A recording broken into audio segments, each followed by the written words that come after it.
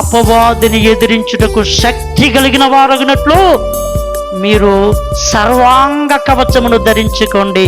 ఎఫెసీయులకు రాసిన పత్రిక 6వ అధ్యాయంలో 10వ వచనం నుంచి కనబడతారు. ఈ సర్వాంగ కవచమును ఆయన వివరిస్తూ ఎన్నో రకాలుగా చెబుతూ ఉన్నాడు. అవన్నీ కూడా మనలో ఎప్పుడు ఇంప్లిమెంటేషన్ చేయబడతాయంటే వాక్యం బట్టి నడవడం కానీ, విశ్వాసం బట్టి నడవడం కానీ, దేవుని కూడా సమాధానం కలిగి బ్రతకడం కానీ, ఇవన్నీ ఎప్పుడు ఇంప్లిమెంటేషన్ జరుగుతుందంటే పరిశుద్ధాత్మ మనలో ఉన్నప్పుడు నీ శరీర బలహీనతలు, ఆధ్యాత్మికమైన బలహీనతలు, నీ యొక్క దురలవాట్లు, వ్యసనాలు అన్నీ కూడా ఈ పరిశుద్ధాత్మ శక్తిని బట్టి నువ్వు జయించగలుగుతావు.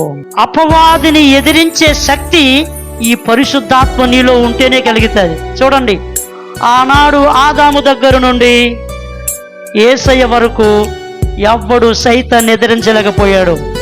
ఒక్క యేసయ్య మాత్రమే ఎదిరించాడు. కారణం ఏంటంటే అప్పటికే ఆయన పరిశుద్ధాత్మ పూర్ణుడై ఉన్నాడు. హల్లెలూయా. ఈరోజు దేవుని దగ్గర పరిశుద్ధాత్మను అడగాలి. పరిశుద్ధాత్మ లేకపోతే నీ జీవితము అసలు భూమి మీద బతకడమే వేస్ట్. ఎందుకంటే ఈ పరిశుద్ధాత్మ భూమి మీదకి రావడానికి 4000 సంవత్సరాల దేవుని యొక్క ప్రణాళిక. 4000 సంవత్సరాల నుంచి ప్రతి మనిషి ఓడిపోతున్నాడు. ఎందుకంటే తనలో దైవ శక్తి లేదు.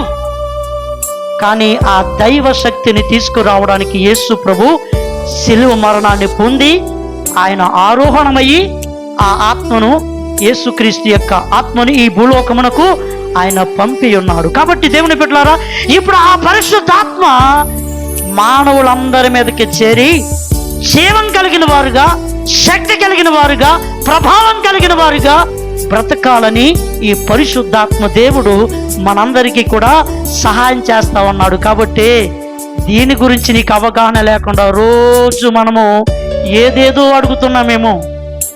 నేను పదే చెప్తాను దేవుని బిడ్డలారా, ఆత్మ లేని వాడు నా వాడే కాదు అన్నాడు దేవుడు. బైబిల్ ఉందా నీకు?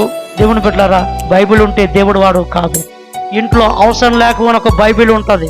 ఎందుకంటే డబ్బులు పెడితే వచ్చేస్తాయి, డబ్బులు ఉండొచ్చు చాలు. కానీ ఆత్మ డబ్బుతో వచ్చేది కాదు. అది త్యాగపూరితమైన జీవితము.